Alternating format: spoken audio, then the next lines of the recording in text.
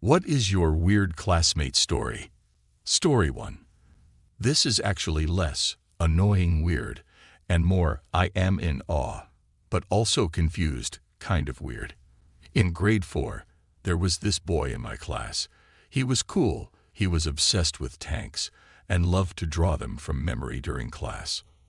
I was a girl, and the other girls thought it was weird that I wanted to hang out with a boy. But the girls were jerks, so I didn't care. Anyway, once during lunchtime, he told me he was a bee whisperer and told me to follow him. There was this big bush full of pink flowers in one corner of the schoolyard, and it was full of bees. He puts his finger near the bush, and one bee lands on his finger. He tells me the key is to be gentle and make them trust you by not being afraid. He then picks a flower that one bee was sitting on and slowly folds the petals into the middle and pinches it between his fingers, essentially trapping the bee.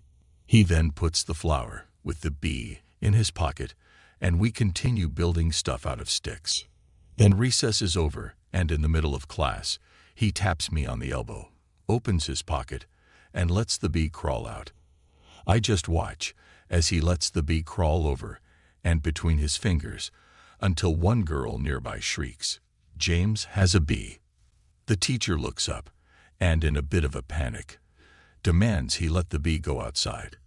He does, just walks outside with the bee just sitting in the palm of his hand. That was the first and last time he ever showed me the bee thing, and he moved away at the end of that year. I'm naturally skeptical, and maybe my childish wonder at that time distorted my memory somehow, but a part of me still believes that the king of the bees is out there somewhere. Story 2. I unenthusiastically attended my 5-year reunion because a few of my friends I hadn't seen in forever were going. Several cocktails in, a bunch of people were sitting around swapping gossip about what had become of the oddballs from our year. This one guy says, "I heard this one girl from our class got into porn and is like a crackhead now."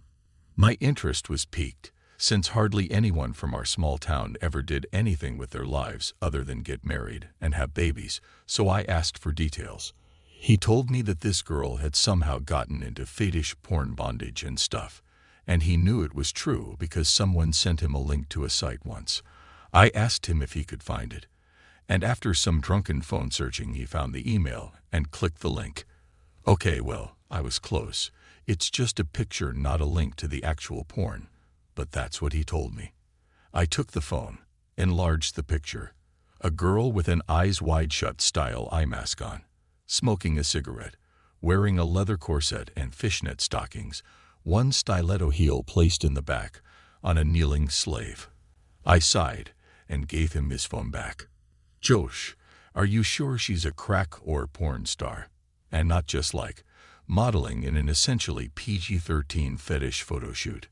Maybe because she, I don't know, majored in art like an idiot and couldn't get a real job right away." He stared at me with dazed, drunk confusion, not connecting the dots. Never mind. Cool story. Great seeing you. Story 3. I knew a guy who went to my college for a couple of years with Asperger's who really liked rocks. He would occasionally approach me and start talking about them, and I'd listen sometimes when I didn't need to go somewhere, but I also witnessed many times where people were unnecessarily mean to him. There were some people that thought of him as a novelty and would feign friendship and feed him alcohol, just because they thought it was funny when he was drunk. I wish I would have done more to help him out and stop them, especially right before he left. I went to the gym for a run, and all the treadmills were taken, so I went to the indoor track that was hardly used. About 10 minutes into my run, he comes in with his mom and goes into the middle of the track with his mom. He starts showing her these various sword fighting techniques that he had learned, because apparently he was really into that too. Then he notices me as I'm doing a lap and eagerly waves. I wave back, and he motions me to come. So I took out my earbuds and jogged over. He introduced me to his mom as his friend. I could tell it made her really happy that he had a friend, and he was really happy too. I had only briefly talked to him a few times, but I did my best to be as friendly as I could be. After a few minutes, I excused myself, saying that I had to get going, so I left. That was pretty much the last time I saw him, because he left school shortly after. He was a really nice guy that most people just misunderstood, and looking back, I wish I had tried to get to know him better. Story 4. Older lady, let's call her Darcy, in a lit class. Randomly assigned to do a group project with her and about 3 others. Our topic, given to us by the prof, was the Industrial Revolution. We quickly realize we can't trust Darcy to do any actual work. She just twists herself in circles trying to, and not, understand the project. At a mandatory meeting with Prof to discuss our progress, Darcy gets herself worked up because she can't understand the topic. Prof asks why. Because I don't even know which countries fought the Industrial Revolution. How can I present it? I side-eye the professor thinking, look what we've been dealing with for weeks. I've never seen such a perfect deer in the headlights look. Prof talks us through breaking down assignments, and we agree Darcy should just do the intro. Easy peasy, right? Apparently not. Another partner made the mistake of giving out her phone number, and Darcy calls her at about 2 a.m. complaining about how hard the project is, and she doesn't understand. She ranted for over an hour. Classmate thinks she was drunk. Now in my mind, I call her Drunk Darcy. Day of the presentation comes, and we're ready to be done with stupid topics and Darcy.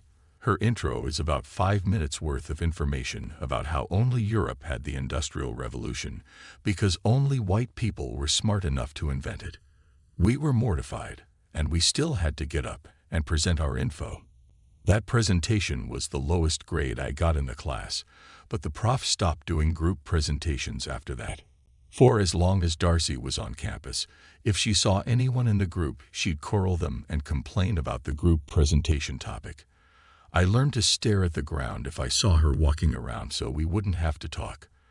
I'm glad she was trying to get an education, but oh boy did she always seem confused and overwhelmed. Story 5.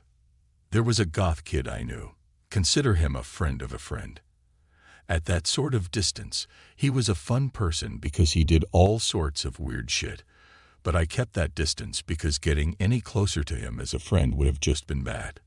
He once bragged about cheating on his girlfriend 7 times, to which I asked him why he didn't just suck it up and break up with her already. Then he started going, "But I'm cute. She doesn't care." So I rolled my eyes, said, "Yeah, sure." He got offended because I didn't think he was cute, but in a joking way since we were like kind of friends but not really. Well, that girl broke up with him because she knew her worth, and he kind of broke down. He told me later about how he got banned from a store because he got caught jerking off in one of the clothing sections. So I asked, "So why'd you do that?" Apparently because a blouse there reminded him of his ex, and then he claimed to be on the sex offenders list for doing that. I don't actually know if this really happened as it's only based on what he says about himself, but it's weird if he did it, and it's still weird even if he didn't because he was bragging about it. Out of the blue one day, he called me over just to tell me. I know why she and I didn't work out. It's because I have bipolar disorder, and she has Asperger's, and that's a bad mix of mental illnesses. I basically said, "Good for you for figuring it out then. I guess you're getting treatment." It sounded a little apathetic sounding, but I didn't know what else to really say to that. He didn't really reply to what I said. He just started walking away and went, "I'm going to wrestling practice now." So I said, bye. He eventually got a new girlfriend, and then they ran away to another state. The girl's mom was seriously distressed for the longest time.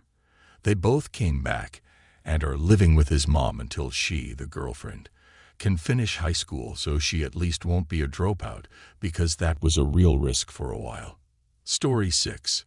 Back in high school, this popular blonde girl, who looked like a more youthful Tara Reid, had 2 churlish guys vying for her affections. She convinced these 2 guys to fight shirtless on the school field for her entertainment.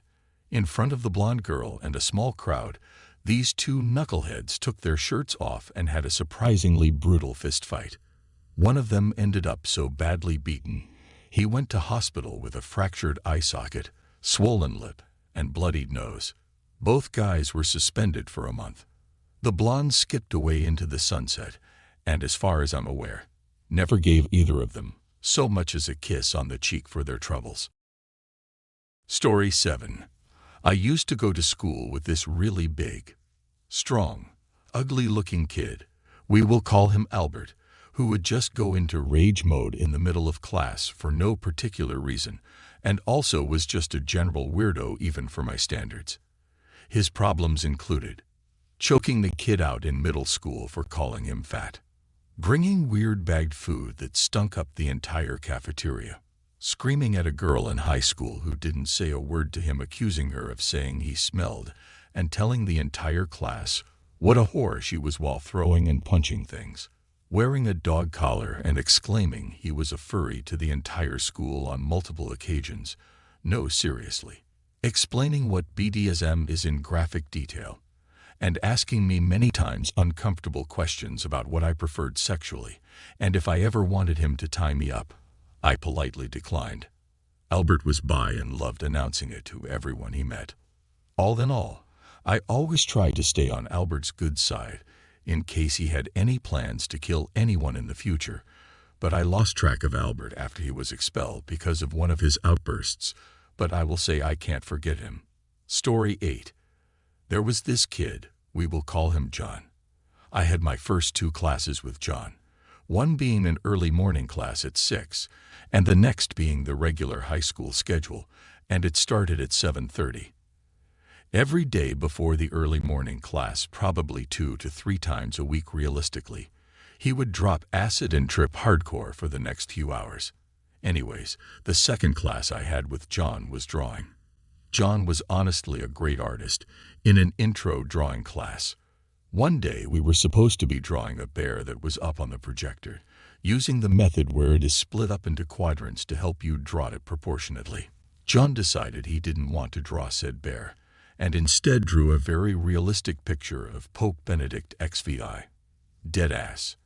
I have no idea where he got the idea, but he looked up a picture on his phone and started drawing. I sit right next to him, and I was fucking losing it. It was manageable until the teacher came around to check if anyone needed help. He comes up to me and John, and points out a few things that I can fix, and he looks at John's picture. Classes were 90 minutes, and with his skill of drawing it was pretty well drawn. The teacher literally whispered under his breath, "What the actual shit?"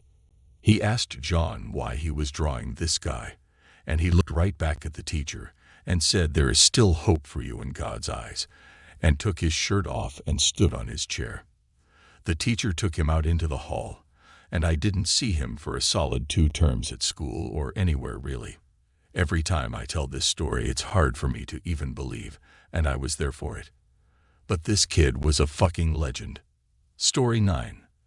There was a guy I went to school with since preschool. He always lived a rough life from what I can tell. He was known for getting in trouble a lot and doing drugs. He would disappear from school for a while, then come back. Who knows why he was gone or what he was doing? But everyone generally liked him, regardless of his mysterious life. He was always super outgoing and friendly, and he never really had beef with anyone. So junior year of high school, he came back to school after one of these extended absences, and he was totally different. He didn't want to talk to anyone, and he was super on edge and moody. Someone sat down next to him, and he goes, "You can't sit there, my angel is sitting there." Everyone thought that was weird as shit because 1, he was imagining someone there, and 2, he had never talked about angels or religion or anything like that ever. He went the rest of the day only talking, whispering, to his angel and not talking to anyone else. He threatened to beat someone up because they couldn't see his angel. He left for a while again, and once he came back, he never spoke of the angel again. But he definitely hasn't been the same since that day.